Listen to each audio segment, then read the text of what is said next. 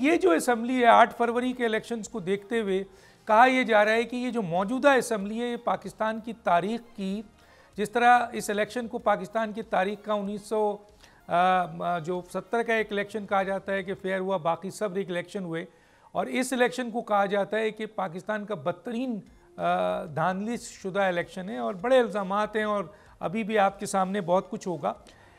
ये जो मौजूदा असम्बली है, कहा यह जा रहा है पाकिस्तान की तारीख की ऐसी असम्बली है जिसमें इलेक्टेड मेंबरान की तादाद उन मेंबरान जो अवाम ने इलेक्शन में मुस्तरद कर दिए थे उन मेंबरान से कम है। यानी इस पार्लियामेंट में अवाम से मुस्तरद शुदा मेंबरान की तादाद ज़्यादा है, जिसमें अहम लीडर भी हैं। क्या कहेंगे सर? देखिए, आपकी बात जो है ये बहुत से लोगों की आवाज़ आपकी आवाज़ से मिलती है, लेकिन देखें पाकिस्तान की तारीख़ में 88 बल्कि 85 का जो इलेक्शन हुआ था ना, जो नॉन पार्टी इलेक्शन था, उसके बाद जितने भी इलेक्शंस हुए हैं उसमें किसी हद तक जो है वो एतराज़ात जो है वो हुए हैं। इस इलेक्शन में भी जो चंद एक चीज़ें जो समझ में नहीं आ रही थी वो ये कि एक तो मोबाइल बंद हो गए थे और इंटरनेट जो है वो बंद हो गया था। मैं तो सीधा साधा पूछ रहा हूं सर, क्या आप मानते हैं कि 8 फरवरी का इलेक्शन जो 2024 का बदतरीन इलेक्शन है, माजी के इलेक्शन को हम डिस्कस कर चुके हैं, और क्या ये असम्बली में जो मेंबरान हैं जिसमें अहम लीडर भी हैं जो अवाम से मुस्तरद हैं लेकिन पार्लियामेंट का हिस्सा हैं बहुत बड़ी तादाद में, आप मानते हैं नहीं मानते? सर आगे चलते हैं।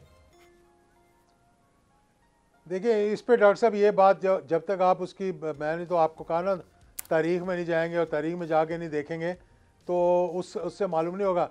आपकी बात से मैंने कहा कि मैं इत्तेफाक करता हूँ, इस पर कोई ना कोई इंक्वायरी होनी चाहिए, कोई कमीशन होना चाहिए जो इन चीज़ों को चेक करे और देखे कि भाई क्या इतराज़ात जो हैं वो सही है या गलत। ठीक है, चल सर, वज़ीर आज़म का आज का खिताब है, उससे पहले एक सवाल पूछूंगा सर। आप पीटीआई के साथ रहे, बहुत तकलीफ भी गुजारा आपने उनके साथ रहते हुए, दोस्ती भी निभाई, एक वक्त ऐसा एहसास हुआ था कि आप पीटीआई का हिस्सा बन गए हैं, लेकिन बहरहाल ज़िया आपने अपनी पोजीशन को कायम रखी। उसके बाद सर अभी जो आप एक वक्त आया कि लोग ये सोच रहे थे कि जी पीटीआई जम होगी PML-Z में, और उसके सिलसिले में बड़ी रिकमेंडेशन भी थी, उन्होंने अप्रोच भी किया। क्या वजूहत है कि ज़िया में शामिल नहीं हुए? आपने इनकार कर दिया या उनकी तरफ से मना हो गया? और दूसरा ये कि इस इलेक्शंस में जो अभी वज़ीर आज़म का इलेक्शन है, मैंने सुना है, उसकी तस्दीक और तरदीद कर दें कि एजाजुल हक साहब ने शहबाज शरीफ को वोट दिया है। सर टू द पॉइंट चलेंगे ताकि टाइम हमारा बचे, हम ज़्यादा सवाल कर सकें। बिल्कुल, मैं टाइम आपका बचाना चाह भी रहा हूँ। मैंने ये कहा था कि हमने ये फ़ैसला किया है कि जो हमसे वोट मांगेगा हम उसको वोट देंगे।